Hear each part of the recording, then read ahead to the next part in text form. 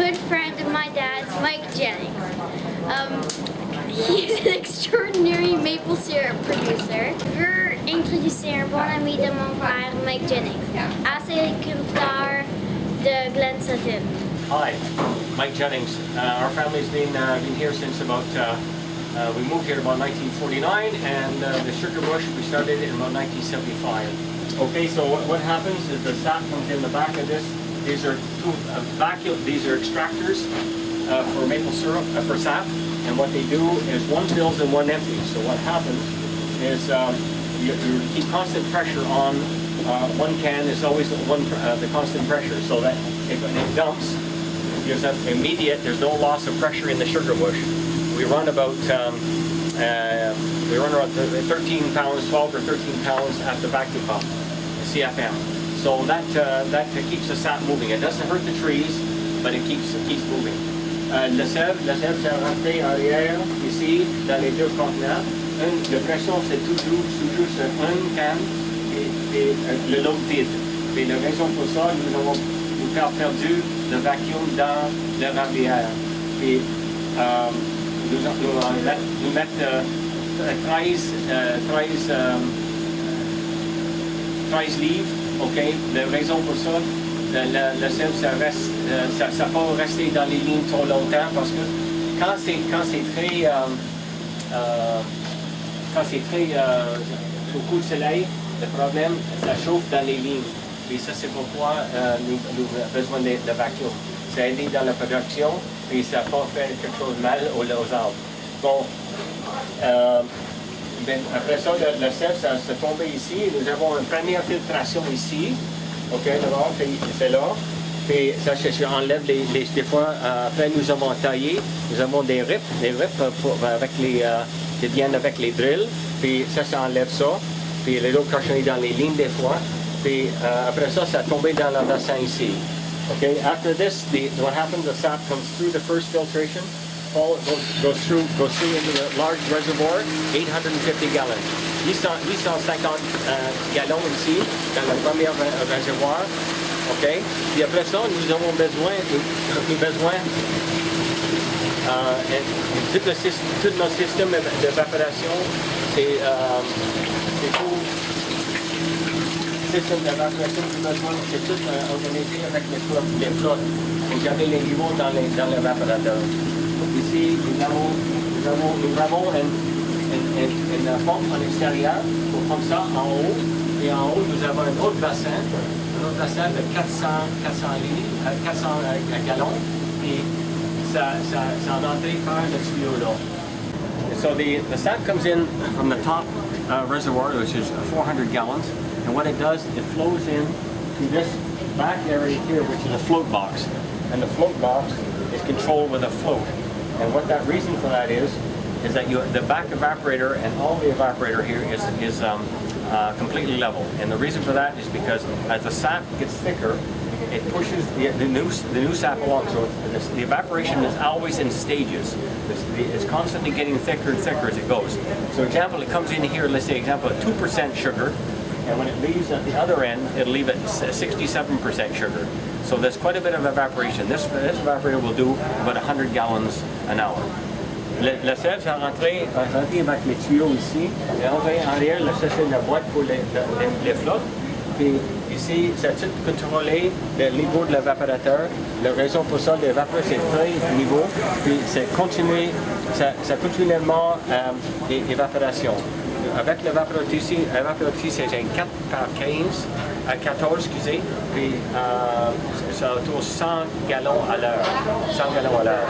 Puis, OK, le sel, ça a rentré dans le tuyau, ça a tombé en avant, parce que c'est en avant, c'est le plus chaud. Après ça, nous avons une division dans le milieu de l'évaporateur. Puis l'évaporateur, c'est fait comme ça. Je vais montrer. L'évaporateur, c'est fait comme ça ici. La raison, ici nous avons sève, le feu, sève, feu tout long. Si l'évaporateur c'est 4 pieds large, mais si le fond c'est si mettre ça plat, ok, le fond c'est 4-5 fois plus large que ça. C'est parce que c'est pour évaporation de la sève. Bon, l'entrée là en avant, avec la tube, puis ça vient là.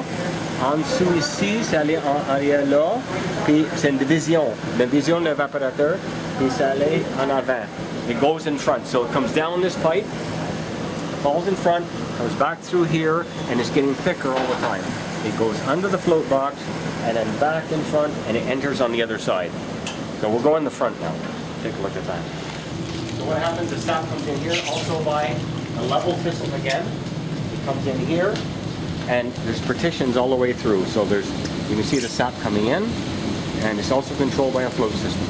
It goes there, it goes over here, it goes over there because there's just the partitions again to separate the thickness of the syrup. So as it's getting over here further, it's getting thicker all the time. So it comes in at 22 grams sugar roughly, and it goes off at 67%. So this is a flat pan, it's called a syrup or finishing pan, and it's only about 1.5 inches in the thickness. La sève, ça va rentrer ici à 22%, ok, avec les flottes. Puis le niveau en avant pour l'évaporation pour la panne ici, ça fait complètement plat. Puis la raison, c'est pour la finition de la sirop. Donc là, puis nous avons des divisions, 3 divisions, puis un trou dans chaque coin. Puis ça vient plus épais quand ça arrive là-bas, c'est 67% sucre. Ça, c'est le vrai sirop. Quand c'est plus, si c'est moins 66,5, c'est trop de l'eau dedans, dans ça. Puis quand c'est plus que ça, c'est trop épais. Pure maple syrup is 66.5 to 67% sugar. If it's less than that, 65, it'll spoil. And if it's more than that, if it's more than 67%, it'll make a candy in the bottom of the cans or whatever we're canning. So that's basically what happens there. This is the evaporator is on a blower system, and it keeps a constant fire on here all the time, so that there's no up and down in the evaporator. So there's blowers here to keep the fire going, and then over here on the other side we have a high pressure blower on the outside, which goes into the bottom of here and blows into the fire to make the fire tumble, which burns the gases. It burns all the gases in the evaporator, so that it doesn't go up the stacks. It's reburnt, so that it makes it's more efficient, plus efficace. So that's basically it. I mean, there's another thing. We have a steam hood and hood pour l'évaporation. Toute la brume qui est sortie, ça sortit, c'est pas resté dans le cabane à sucre. So, mais c'est plus efficace, mais c'est pas parce que nous allons mettre un autre toit en haut ici pour des fois ça goûte sur notre tête, mais parce que c'est toujours humide dans la cabane à sucre, puis it helps keep the sugar house drier. That's what we do it for. This is the side for finishing, and the reason for we take it off, they said before 67% sugar. What happened? We have gauges to help us out, and what we do with the gauges, pure maple syrup is 7 degrees over boiling water. So every day we set the gauges at 219 Fahrenheit. So okay. Nous avons les gauges, ça c'est pour le côté pour finition. Puis la raison, sirop de la pure, c'est 7 degrés plus haut que la température de l'eau brillante. Puis chaque jour, avec la température changeait beaucoup, c'est nous mettre l'eau chaude ici, l'eau brillante dans une panne, une chose électrique, nous mettre les gauges dedans, puis après ça, nous mettre ça à 0 chaque jour avec la chose barométrique. So it's what it's done every day. We have the gauges here are set to the barometric pressure of the day. So because if you got high pressure, you're going to be you're going to be more closer to what you want in temperature. But the moment you have a drop in low pressure, you have a low pressure area, and what you have to do in that case, you have to set your gauges again. So it's always set every day, and sometimes twice a day if you're going from a high pressure to low pressure, or low pressure to a high pressure. It starts raining, or it comes in the sun, or vice versa. And then to check that, we have a thing called a hydrometer. And a hydrometer tells you the density of the maple syrup. So what that is, the hydrometer is if it's higher than the red mark here, if it's higher than that, and which it also takes in consideration the temperature, if it takes and the temperature, and if it's above that, the red mark is showing quite a bit above the level of the syrup you have in the cup. If it's higher than that, it's very thick. And if you can't see the red mark, it's because it's too thin. So you have to boil it longer. So that's just an extra little check we use all the time to check it and make sure that it's working properly. So, and then you can check that with your gauges too, to making sure that it all runs even. And then you're sure that you're taking your maple syrup off at the right temperature. L'hydromètre, ça c'est aidé pour la finition de sirop d'érable. La raison pour ça, c'est parce que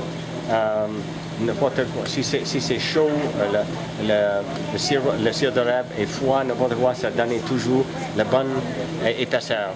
Puis c'est une chose qui est très valeur pour nous quand nous travaillons avec sirop d'érable. Vous voyez peut-être la marque rouge ici. Quand vous voyez plus la marque rouge, c'est plus épais.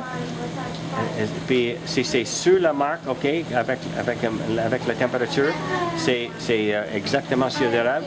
Et quand tu ne vois pas la marque rouge, c'est pas assez épais. C'est une très bonne chose pour un producteur de sirop d'érable. Bon, les filtrations, après sa sortie, nous avons des filtrations, c'est des filtres avec les liners. Puis ça, c'est en anglais, nous dit lighter. Ça, c'est des minérales qui nous enlèvent avec les filtrations. Puis après ça, au fond, après ça passe les filtrations, les filtres, ben, c'est dans les contenants, c'est complètement sirop d'érable. Ça, c'est sirop d'érable pur. Bon, après ça, chaque jour, nous enlève ça, chaque jour, lave les filtres, les wire pumps, lave les filtres, puis, tous les jours. Faut changer les filtres tous les jours. Mike. Okay? Yeah.